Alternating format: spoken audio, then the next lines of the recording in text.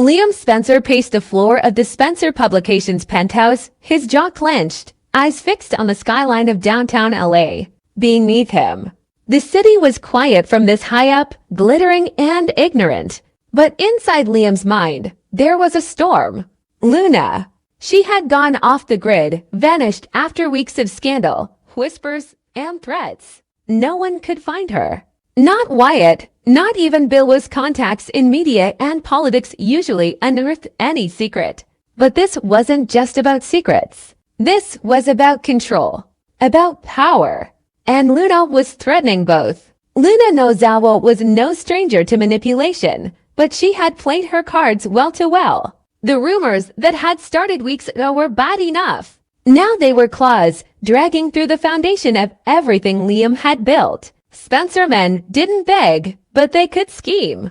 Liam needed to flush Luna out, make her show her face. And so he staged what he called a Spencer night, a masquerade gala, invite only, disguised as a celebration of media expansion, complete with champagne, gold, press, and whispers.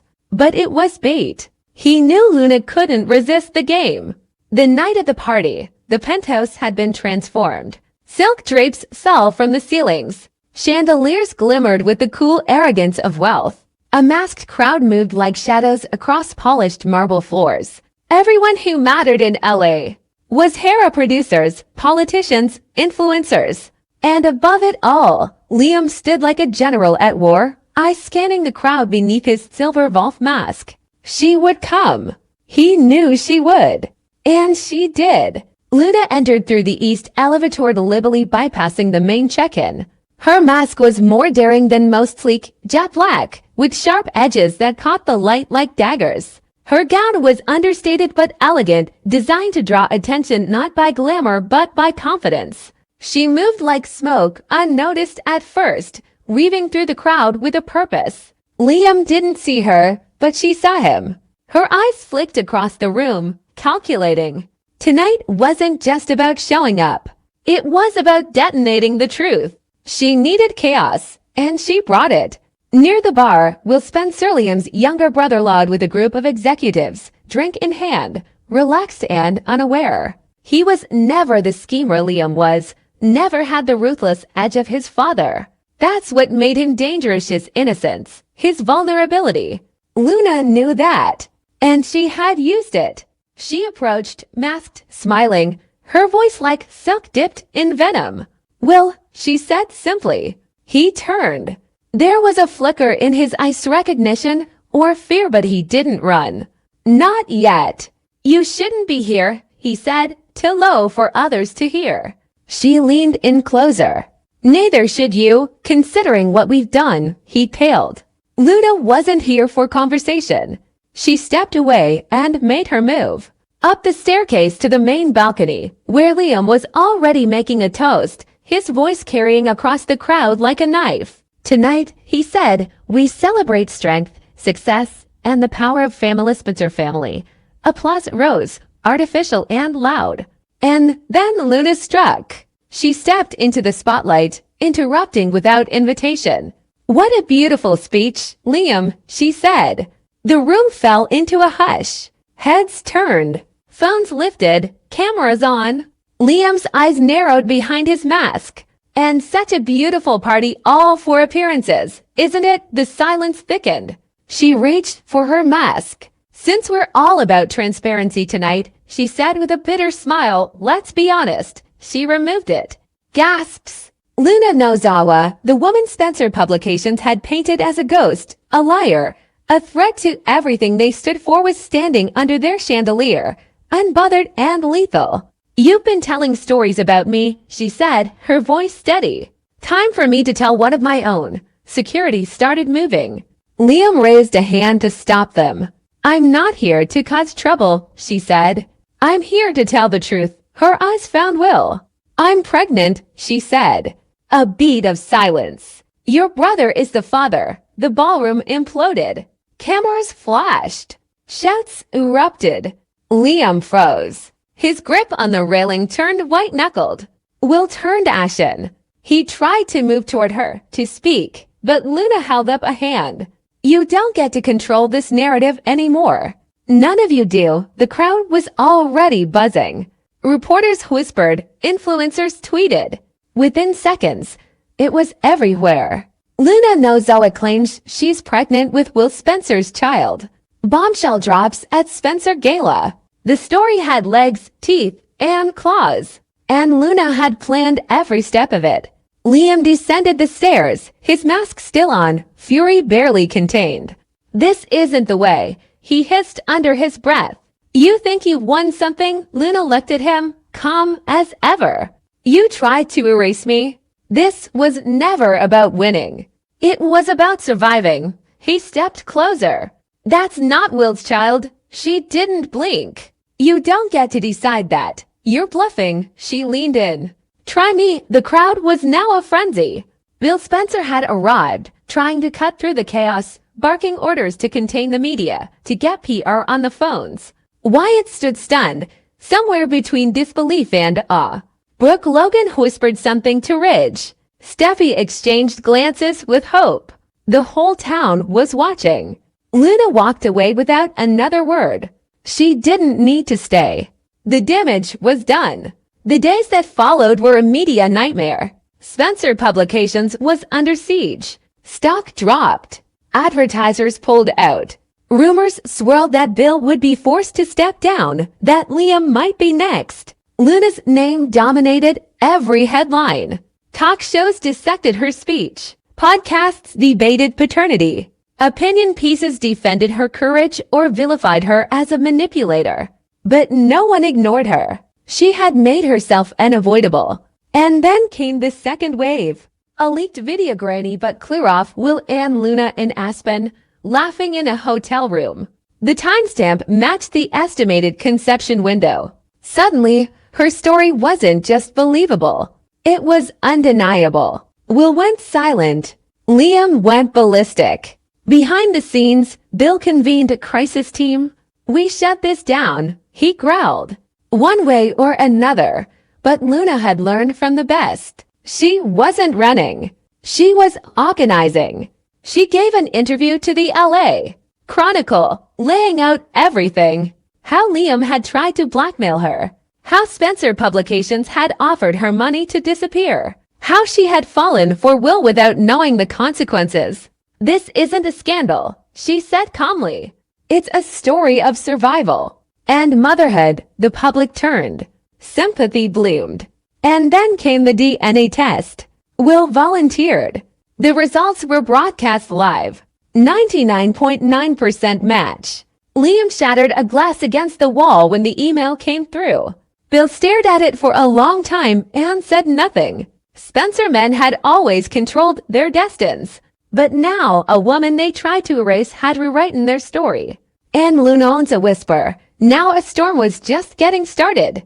In the glossy, calculated world of the bold and the beautiful, where loyalty is currency and love is often a weapon, one storm was brewing larger than all the rest. It wasn't a fashion scandal, nor a secret affair this time. It was legal. And it came not with whispers in the hallway or scandals in the press, but with the cold, unmistakable crack of a civil suit. Dr. Taylor Hayes v. Forrester Creations. The name Taylor Hayes had long held weight in Los Angeles. Respected psychiatrist, world-traveled humanitarian, devoted mother, and at times, the woman in Ridge Forrester's heart.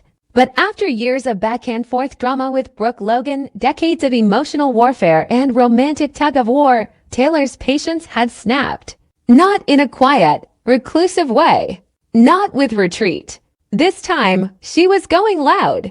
And she was going legal. The suit landed like a bombshell in the Forrester executive boardroom. Filed through a top-tier Beverly Hills law firm, Taylor's claim was straightforward but staggering in implication. Intentional character defamation. Loss of professional opportunities due to interference by Forrester-affiliated individuals. And demand for public disclosure of the company's internal conflict of interest protocols. In short, Taylor was calling out the game to everyone who played it. It all came to a head after the most recent implosion of Tridge, the much-speculated reunion of Ridge and Taylor.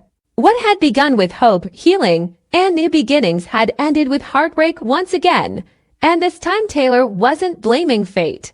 She was blaming Brooke. The official allegations never named Brooke Logan explicitly, but anyone who read the document knew exactly who the accusations were aimed at. The document referenced a long-standing pattern of manipulation, interference in familial affairs, and suppression of opposing narratives within a shared personal and professional network. Taylor was done watching her life's work get buried under designer gowns and perfume-scented power plays. The fallout was immediate. Eric Forrester, Forrester Creations' patriarch, usually above the fray, was named as a central figure in the conflict. Taylor's lawyers argued that as chairman of the board, Eric had allowed years of favoritism and blurred lines between personal loyalty and corporate responsibility. Emails were subpoenaed. Old age reports resurfaced. Decisions made behind closed doors about show placements, endorsements, and even charity collaborations are now under scrutiny for signs of bias, retaliation, or manipulation. Eric was caught off guard. The man who had founded Forrester Creations with elegance and control now stood in the center of a reputational crisis. There were whispers but biting that Taylor's real fury wasn't just about Ridge or Brooke, but Eric himself. That her anger had snapped, as the tabloid said, and she was aiming directly at the heart of the Forrester dynasty. One former employee told the Chronicle, "She's not just going for justice. She's going for blood." Ridge was forced to take the stand. The deposition was brutal. With his loyalty split between the mother of his children and the woman he had married time and time again, Ridge's every word was dissected. Lawyers grilled him on every decision. Why had he chosen Brooke over Taylor after the Aspen trip? Who had influenced the press releases after Ridge collapsed? What role had Brooke played in executive hiring decisions? Ridge's usual smoothness was gone. Under oath, the charm faded. He looked tired, cornered, and for once, unsure of himself. Brooke, meanwhile, found herself on the defensive in court, but in the public eye. Though never illegally implicated, Brooke Logan became the unofficial villain in the eyes of Taylor's growing support base. Social media buzzed with hashtags like Justice for Taylor and Expose Forrester. Journalists dug into old stories. Archived footage of Taylor's accomplishments played alongside clips of Brooke's entanglements. The comparison was stark. The question hung in the air. Had Brooke's victories always come at the cost of Taylor's? Forrester Creations began to fracture under the pressure. Stockholders demanded transparency. Employee morale sank. The company was forced to issue a statement confirming the internal review of conflict of interest protocols, something no one at the fashion house had ever expected to do. Behind closed doors, chaos reigned. Ridge and Brooke fought more than they had in months. She defended herself with all the fire she was known for. "Do you honestly think I orchestrated this?" she shouted one night in his office. "You think I woke up and said, 'Let's destroy Taylor's reputation'?" Ridge, his face drawn, didn't answer. Maybe he didn't know anymore. Steffi and Thomas were livid, publicly supportive of their mother, privately terrified of what the lawsuit might reveal. "This isn't just about you two anymore," Steffi said, looking between her father and Brooke. "It's about all of us. The company. The family. Everything we've built." Meanwhile, Taylor stayed silent in the press. She didn't do interviews. She didn't take photo ops. But through every leaked memo, every televised legal briefing, her message was clear. Enough was enough. No more manipulation. No more favoritism. No more closed-door betrayals. She was fighting not just for herself, but for every time she had been told to stay silent, to take the high road, to let it go, and people listened. Young women in the industry began to share their own stories of being overshadowed, overlooked, or silenced. Public opinion began shifting. Taylor, once seen as the more reserved figure in the triangle, emerged as a symbol of strength and resolve. Forrester Creations scrambled to respond. PR advisors were brought in. Bill Spencer, never one to miss a good headline, published a scathing editorial questioning whether Forrester was really the family-first brand it claimed to be. "When personal power plays override professional integrity," he wrote, You don't have a fashion house. You have a kingdom built on secrets. At home, Brooke began to crumble under the weight. She sat in her bedroom one night, holding a framed photo of her and Ridge on their wedding day. Was it worth it? She whispered.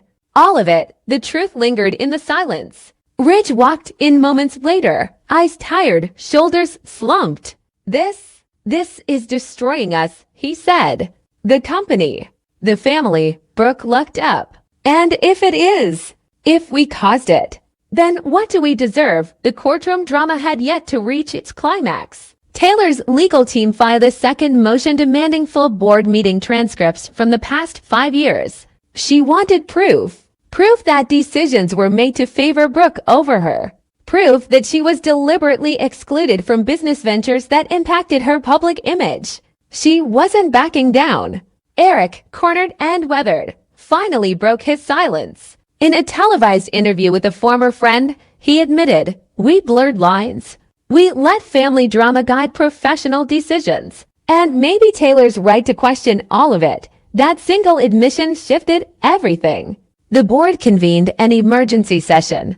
The court scheduled a pre-trial conference. And Ridge, caught in the middle of a storm of his own making, stood alone in the Forrester showroom surrounded by mannequins and memories, realizing that for the first time, he couldn't charm or argue his way out of this one. Taylor's lawsuit had forced everyone to confront the truth that love, ambition, and legacy don't always coexist peacefully. That sometimes, in the pursuit of happiness, we burn down the very bridges we once swore to protect.